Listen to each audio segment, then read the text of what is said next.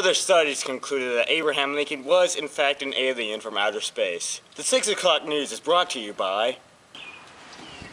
Are you lame? Do you not have any friends? Well, have I got some good news for you. You could be part of the in crowd if you buy one of our one-of-a-kind fedoras. We have fedoras for every occasion. The store, a wedding, or maybe your mob fedora. We got a half of your tree, we got a half of your grill, we got a half of your hair, we got a half of your face. We got a half of your bench. For 1 week, Joe's fedoras will be marked down 50%. Come get yours today.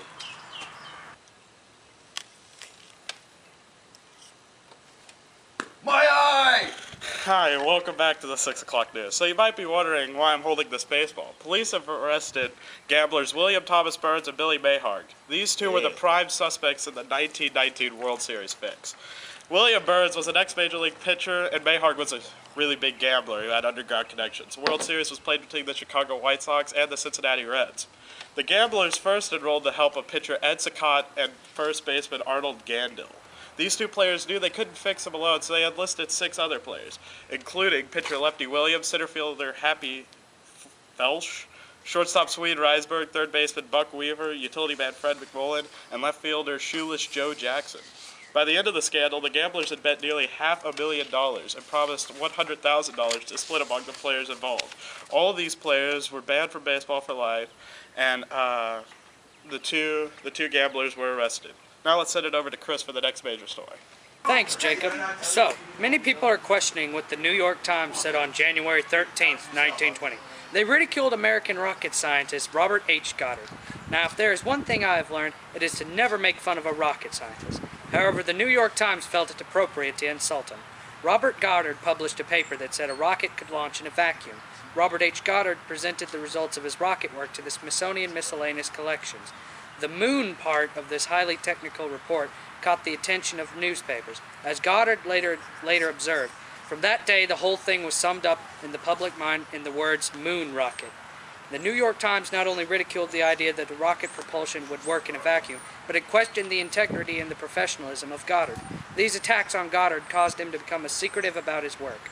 The paper said that Professor Goddard, with his chair in Clark College and the countenance of the Smithsonian Institution, does not know the relation of action to reaction, and that the need to have something better than a vacuum against which to react to say would be absurd. Of course, he only seemed to lack the knowledge ladled out daily in high schools. I believe they will regret this statement. Thanks, Chris. You always have the best stories. This just in. Al Capone has taken over Chicago. For those of you viewing who do not know much about this man, this is a brief history. His full name is Alphonse Capone. Capone runs an organization for crime. At its highest point, Capone's organization has an upward of 1,000 members who were all trained gunmen. This, however, was not the limit of his power. Capone was once quoted saying, "I own the police." And this was true. He was ruthless. He was the man who organized the infamous St. Valentine's Day massacre. He wanted to kill Bugs Moran, the last leader of the gang. Capone's men, dressed as police officers, entered the building that Marone was supposed to be in.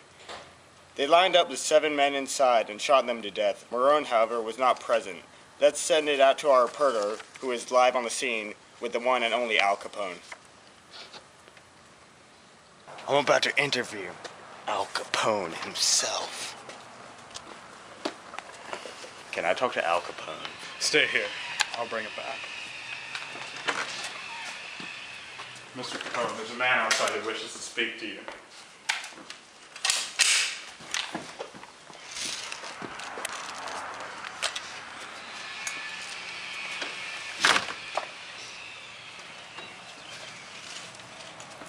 How are you today, Mr. Capone? What's it to you? Is it true that you own the police? I wouldn't say own them. I would say that they would never harm me. Well, is it true that you have 1,000 workers? I do not wish to reveal this information at this time. Okay. Well, were you the leader of the St. Valentine's Day parade? I don't like these massacre? questions. So is it true that you are a ruthless killer? Boys, get him! Are you okay? Oh, I should probably call for help. Well, that's all for today on the 6 o'clock news.